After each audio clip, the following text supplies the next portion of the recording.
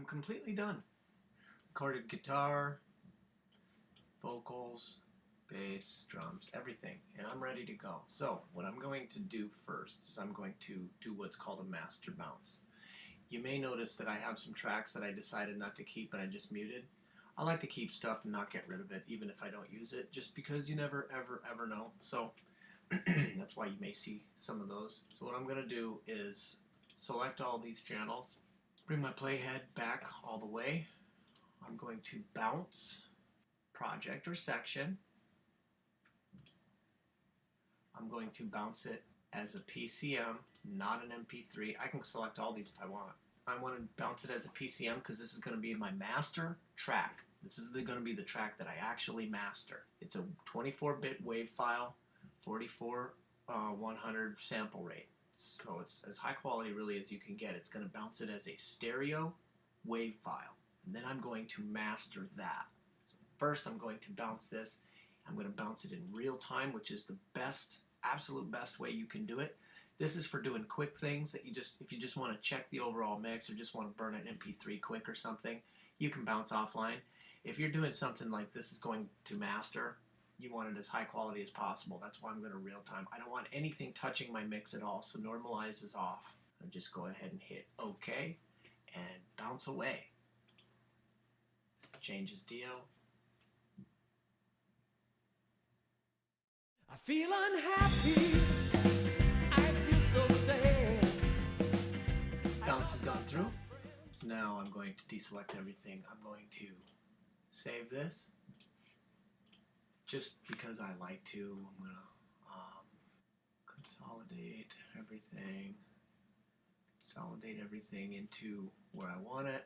That just puts everything in a nice folder, so when I move it, I don't lose any sounds, I don't lose any plugins, I don't lose anything. Now I'm going to open up a new track that's going to master. So a completely different Logic Pro file. You open it up as if it's a song. The track is going to be the master, okay? So this right here is going to be as if it was a kick drum or a guitar or vocal or whatever, except it's the entire song. Now you can master an entire album if you want the mastering to stay the same, if all of your mixes are the same, if you want to have that consistency, then you put one song here, track 2 here, track 3 here, and you can set up your master so that the entire album has some consistency. I'm just doing one song here, so I'm just going to have this. It's called Changes DO. This is an older track that I was jacking around with. I'm going to take my WAV file that I just did. I'm going to lay it down in there. It's got tempo information. Do you want me to import it? Of course I do. Because this is a bounce, I can get some of the extra length out of there. So I'm going to get rid of it, bring it back down here. Boom, bring it to the front. I have to set my rear, so I'm going to set it right to the end of the file because the file stops where I want it to. I want that dead space just as long as the file is, so I'm going to put my ending, butt it up to that, okay? And there it is. So this is what I'm going to bounce. What I need to do is find out what the loudness needs to be. The loudness needs to be at a certain level before it starts to get cut off in certain applications. Apple, for example, likes things to be, so like iTunes, they like things to be sitting at about -16 dB. I can definitely have everything go to 0 dB, except Apple's going to cut some stuff off. The problem with, and they're going to compress it until it gets down to the volume they want it to.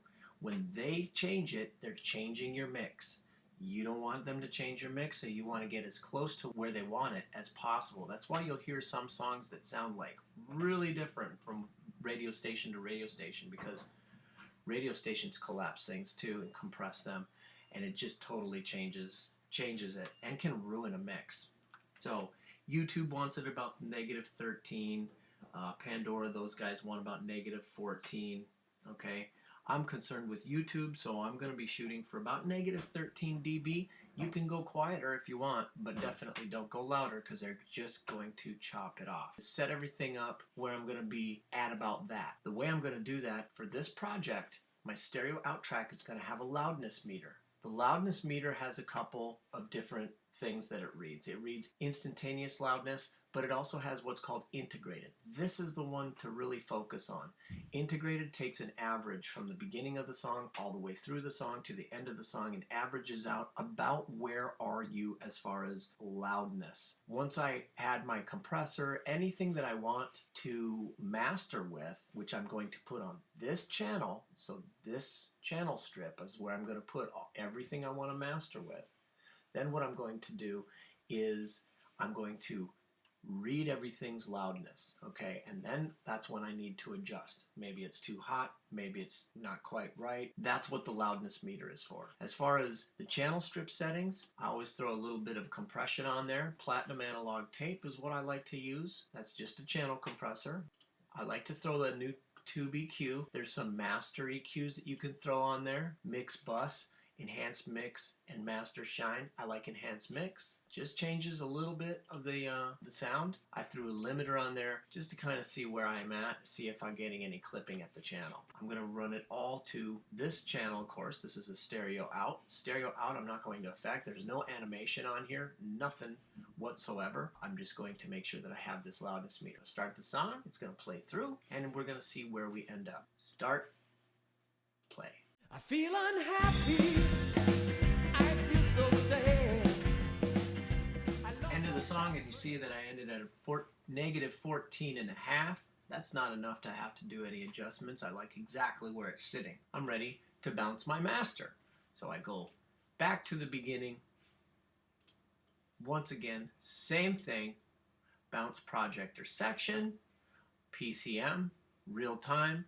Stay away from touching the mix at all. It's a 4400 24-bit wave file. Here we go. Master. I feel unhappy.